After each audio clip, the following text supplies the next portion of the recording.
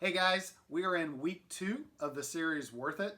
Before we get started today, just wanted to say I hope you got out and enjoyed the weather this past week. It is awesome. Spring is here. Unfortunately, it just kind of has taken a pause for this weekend. It's a little chilly out.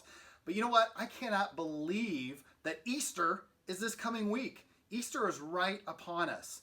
I don't know about you, but I've got some different memories of my childhood and how we celebrated Easter. The number one thing is we like to dress up. We put on our dress up clothes, and that was always a given. We usually go up to my grandparents, spend time with family and things like that.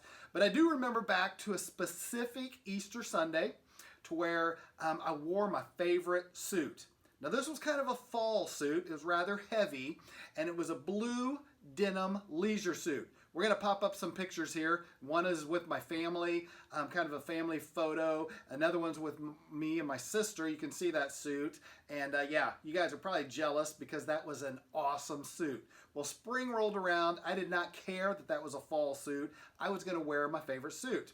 So went to church, had a great time. But I remember when I left our what we called Sunday school, is I filled my pockets with these little chocolate footballs. Those were my fave back then. So I filled my pockets. I'm thinking I'm going to have a little snack, a little sugar time later in the day when my mom isn't looking. All right? So we get to my grandparents' house. We're having a great afternoon.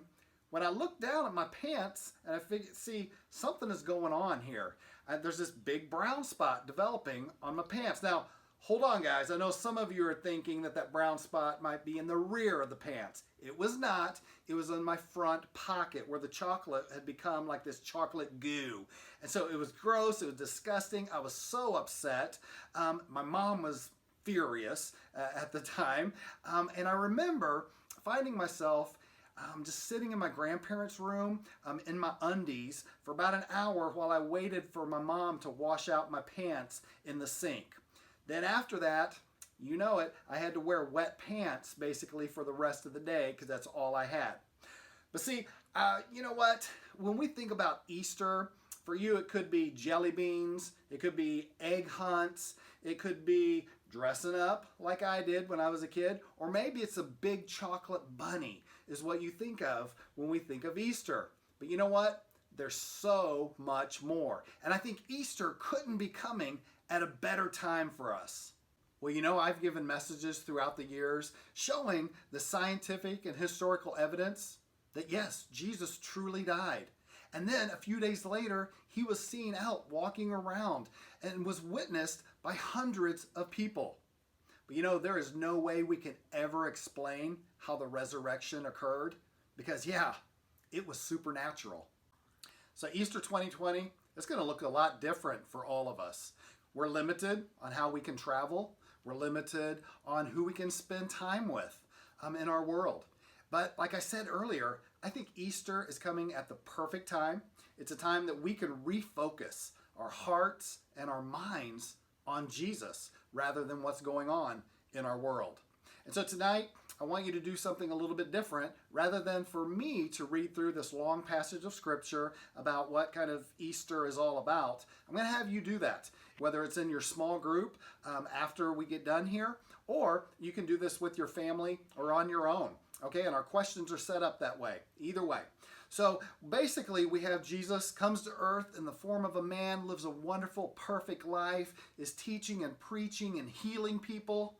But wouldn't you know it, just like in our world today, there were those who hated and despised and were jealous of what Jesus stood for and who he really was. And so, unfortunately, they falsely accused him of some different crimes to where he was beaten and tortured and mocked. And eventually, that led them to nail him to a cross. But see, here's the deal. We don't celebrate Easter because of Jesus being put on a cross. We celebrate Easter because 3 days later, the tomb that he was buried in was found empty. And that is what true victory looks like, and that is why we celebrate. You know, as we live our lives right now in this realm of social distancing, actually, I don't really even like that term. We're kind of physically distanced from each other, but we still got to be social, right?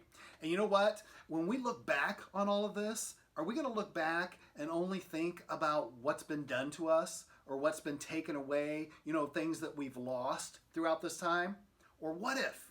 What if our focus can be on Jesus and what he's done for us, and then we can use that to motivate ourselves to do for others? To where we look back and we can see how we've been encouraged, how we've been cared for, and in that, we can reflect that to others and encourage and care for those around us. We may have to get creative in this time of the chaos, but hey, I think we can do it together. Well, hey, we've been talking about this for several weeks now, and we're going to continue to talk about it in our small groups, or maybe you can process it on your own. How can we get creative, be thinking through how we can serve our world around us, even during this time of social distancing?